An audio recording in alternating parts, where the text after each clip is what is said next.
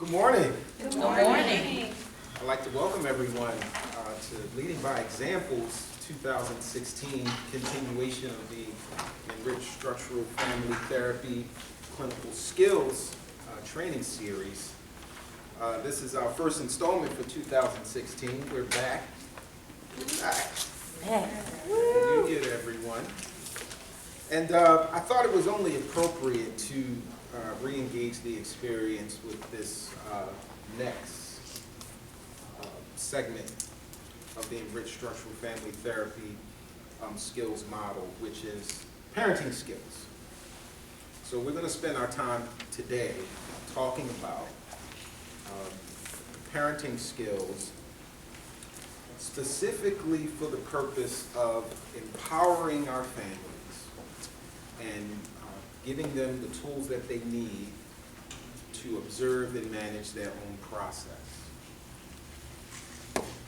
By show of hands, how many people here have children or have at some level of responsibility for children in their lives? Niece, nephew, mentee.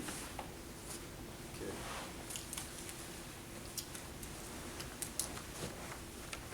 Parenting is probably one of the most challenging, difficult jobs on the planet.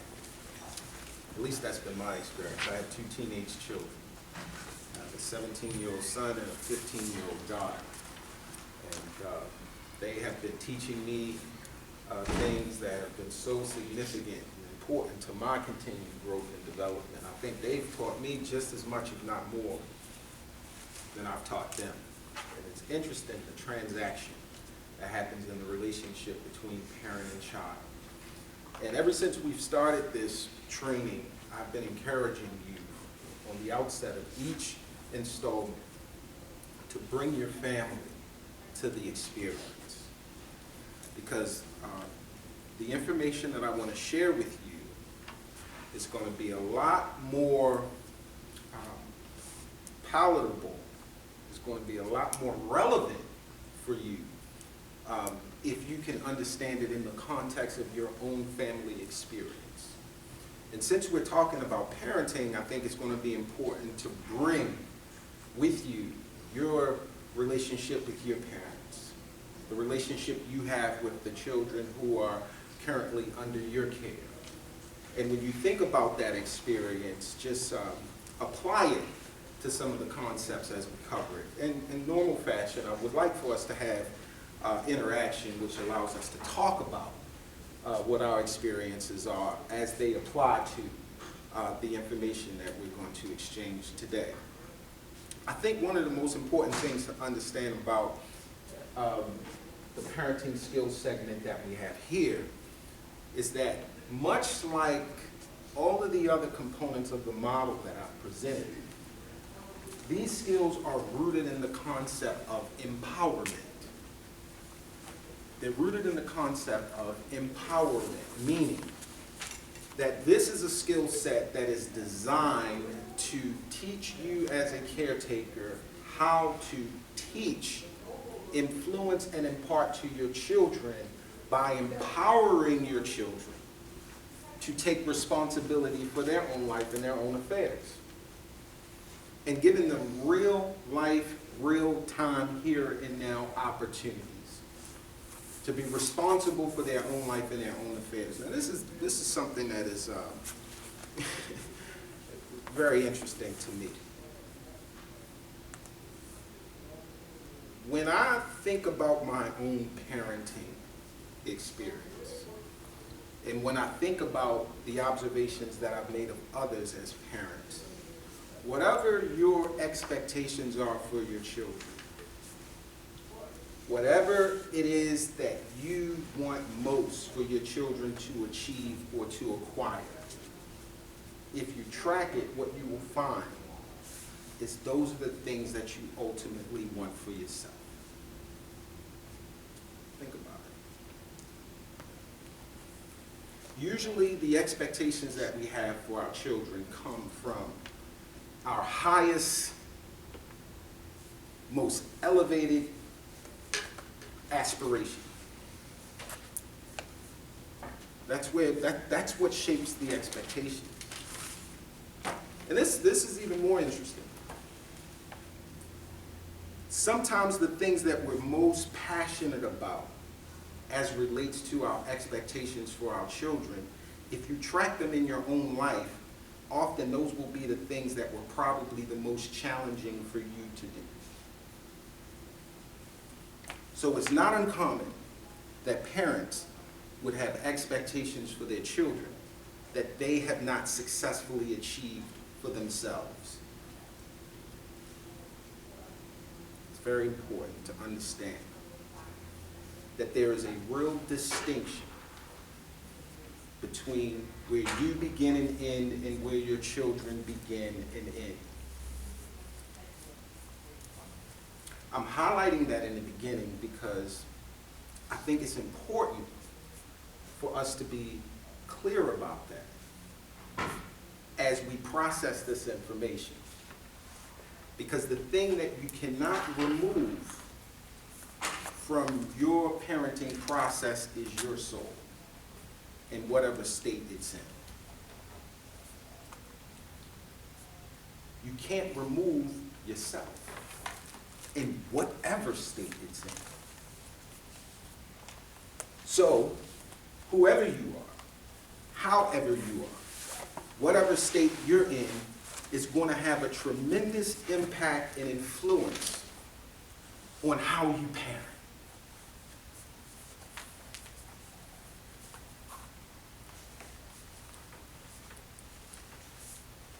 Now,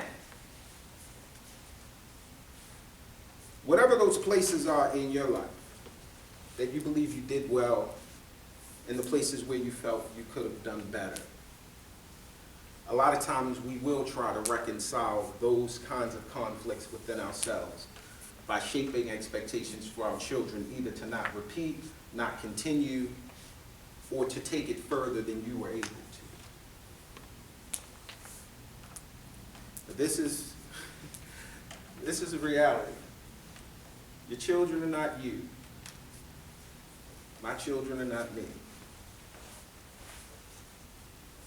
They've come with a unique, specific purpose, a unique, specific set of gifts, and they have been given a unique, divine power called free will. But the beauty of that is that we all were blessed with free will. Now, usually the rubbing point in the parent-child relationship is the point where my will collides with the will of my child.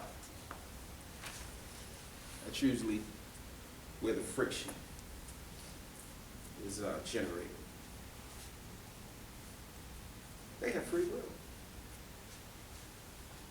They have the power as children to make choices and decisions for their own life. I'm not talking about when they become teenagers. I'm talking about toddlers. Toddlers choose for themselves.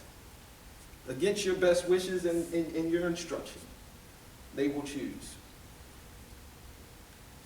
Usually, at the point that it becomes tremendously uncomfortable for you as a parent is when their choices dramatically differ from what you need in the moment.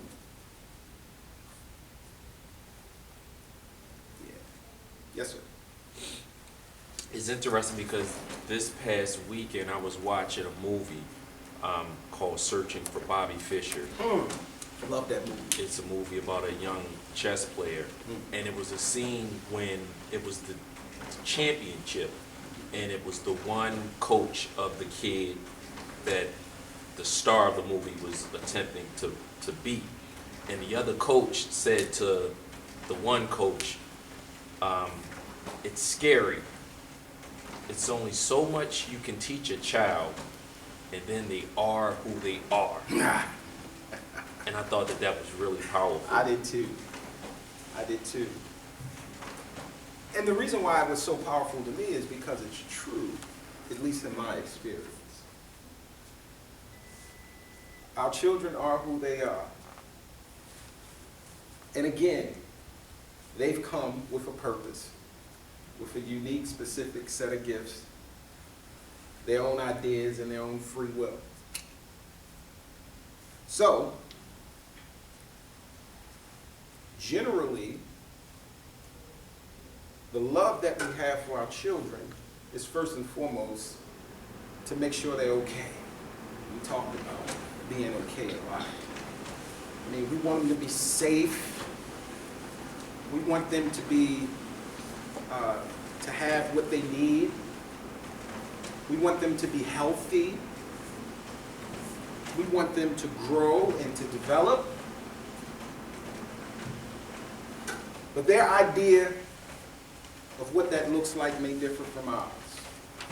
May differ.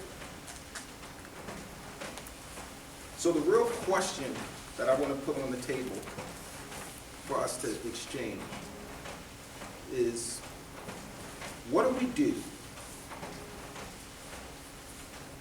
when we are confronted with the reality that these little young human beings that we love so much, that we have such high expectations for, what do we do when what they want is different from what we want?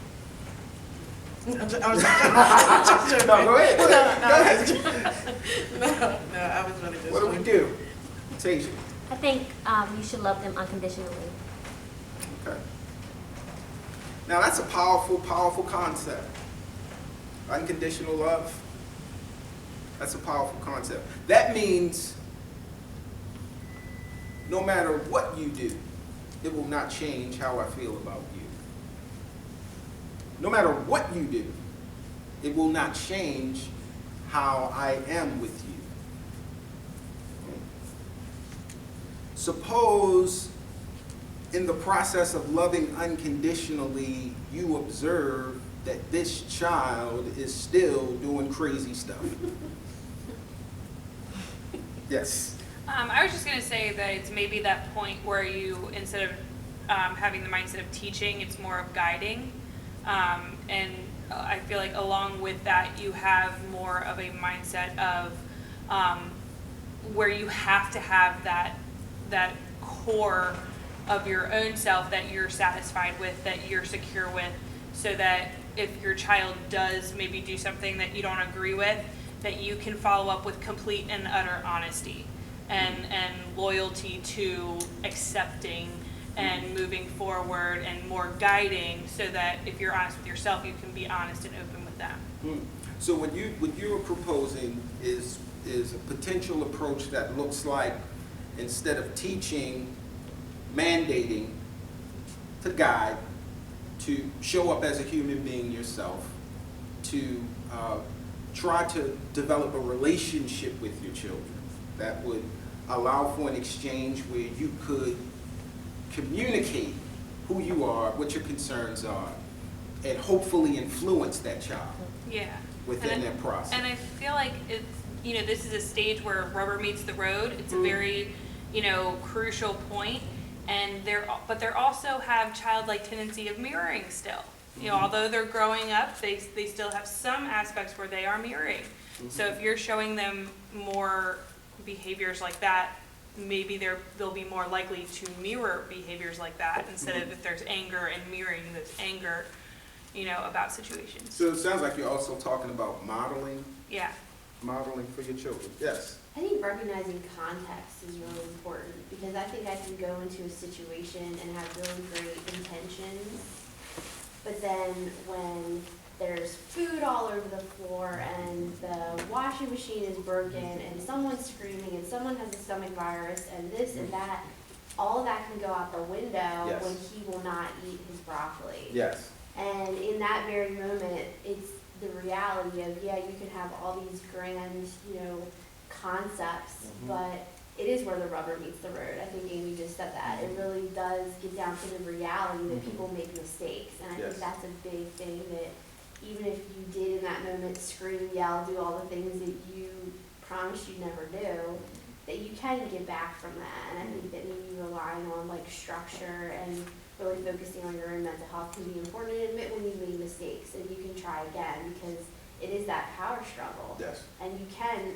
and the reality is, things go wrong, and you may have been fine like the day before, but then today you Yeah, have it's an ear haywire. infection and you're Yeah. sick, and all these Yeah. things can happen. Yeah, it's a very dynamic experience as it plays out in real life. Because most people don't have the luxury or the privilege to sit in a process like this and talk about what it is that they're trying to manage with their children. Or they want to do it, but then when it comes down to that particular situation, In real life, yeah. you know, if one has an ear infection, you're late for work, and then one has a stomach, and, you know, they're sick. And then you have one that's not eating their cereal, they're throwing it, you know, and you have to try to get some level of sanity back for yourself and for the whole, everybody involved. This can become very frustrating, very overwhelming. And you just want him to tie his shoes, and he won't just do He it. won't do it. You just want him to get off of the shelf in the market where the cereal is, and he won't do it. Yeah. So that brings us to, yeah, because we have to, there's varying beliefs about what is the most appropriate interventions during those points, right? And so we come to this critical juncture where you, as the person who's ultimately responsible for your well-being and the well-being of the children, have to make some choices. You have to make some choices. And it just seems like things would be a little easier if I had more control. If I had more control. It's a very interesting concept within the parenting process. Control. It's that security blanket that we utilize as parents to help us get through the difficulty of managing all of these free wills. And we judge other parents according to the scale of their control over their children. Do we not? Oh, yeah. Think about anytime you're at Walmart or somewhere and you see a kid that's, oh my, screaming at the Get out from there! Get out from there! The kid turns, shut up! Or the kid screaming at the restaurant. And you're like, you just whoa, want to eat your she, food. any control over Or those even children. worse, your family members' kids, because that's when it comes out too. Like, yeah, I see that in my own family. Yeah, give me a date with. There you go. I know, I just opened the floodgate, I felt the pressure Or building you up need to with. do this, or she needs to do this. Yeah. She's not, did you see what she fed them? Did you see this? Yeah. That's the hardest pill to swallow. If someone says to you, or say you have a comment about you're not doing a good job at raising your child, and you feel like, I'm here one-on-one with this child, and I see everything, I see the growth, but your mom or your grandma might say, I wouldn't do it that way. And you're like, you're thinking like, you can do it. If you can do it better, let's see you try. But when you hear that, it's like a whole punch to your stomach. Right. When you hear something like that, because it's hurtful, because you think you're doing the best that you can, Yeah. and they telling you how you can do better. Right, and you're already bruised through the process of trying to do the best you can to manage. One of the most toxic things that we can give parents is judgment. It's one of the most toxic things that we could give to parents is judgment. Parenting is very, very difficult. It's very challenging. It's very challenging. And so the reason why we're here today, because interestingly enough, somehow we've landed in a place in time where we have been appointed the responsibility to help parents. Just think about that. It's our job. Our job is to help parents to support